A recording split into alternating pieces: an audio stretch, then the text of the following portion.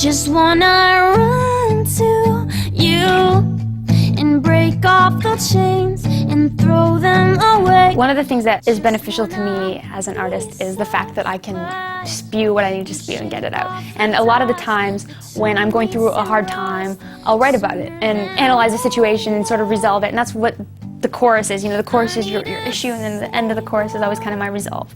And I come out of it feeling a little better and feeling like I conquered that one thing, you know, that was getting you down.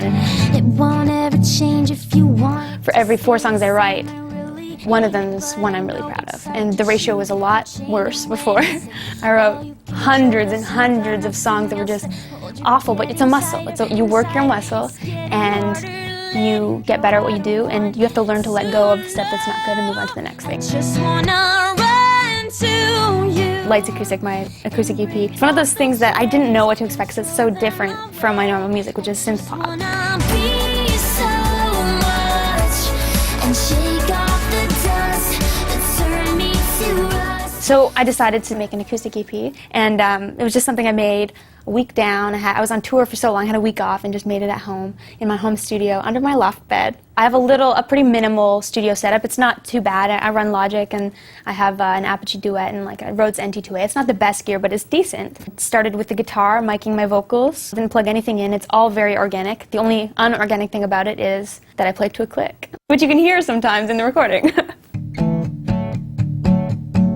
When I was 13, I had an 8-track, and I would produce up all these tracks. I would just do like 13, 15 a month. I had 8 tracks to work with. It was like a blank canvas. As a result, you get all kinds of ideas. It's not just guitar and vocals. You can add on a glockenspiel, or you can add on a crazy synth line, or you can add on background vocals, or throw a bunch of reverb on. And I had a lot of fun making production when I was in my teens. In order to invent sounds and find sounds, I kind of had to make them.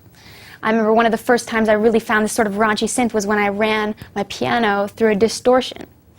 And it kind of came out heavy, like what you might get from a Moog now, or a Moog softsynth, where it's all done for you. But it was really exciting and new, and I got to be so much more out of the box because it wasn't actually a preset or anything like that. I love softsynth, I use them all the time, but you have to change them a little bit. You have to hunt a little bit because it's so easy to have everything done for you now. You can hit a quantize button and make everything perfectly timed. And I have to say, I've done that before. I've quantized all my stuff because I love the clean sound, but there is something missing.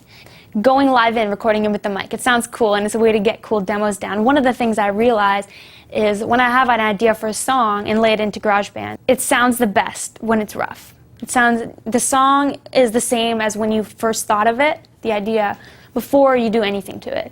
And if you're not going to finish your idea, don't touch it until you do. I'm honestly thankful that I didn't have the access to internet platforms like MySpace and YouTube and Pure Volume, where you can put your music out there for the world. I didn't have those things when I was young, so I put all my focus on the songs, making sure the song was done before I brought it into the production phase, making sure I loved what I did before I put it out for the world to hear. I don't know if I had access to what I have now, if that would have held me back, if I would have gone and put it out there, and then all of a sudden, the world knows what you're doing, and it's not ready.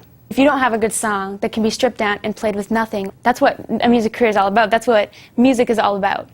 A good song and something that can move people. It doesn't matter what you put on it. It's better if you don't make everything sound perfect, you know. You saw me at the worst. You caught me